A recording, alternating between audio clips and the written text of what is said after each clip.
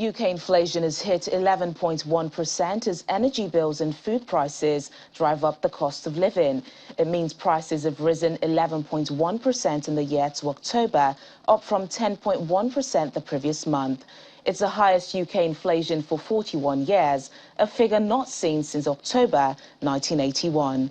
Earlier, we spoke with Prem Tikka, Emeritus Professor of Accounting and member of the House of Lords, on the cost of living crisis. You look, for example, at the buffer of savings, about 25% of the households have savings of less than about £100, which is not really going to get them very, very far.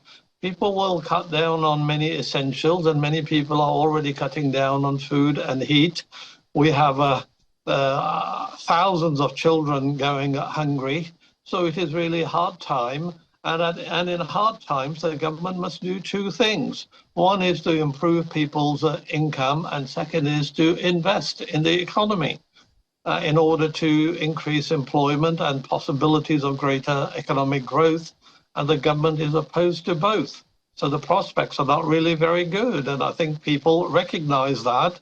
And I assume in due course there will be a backlash against the government for this.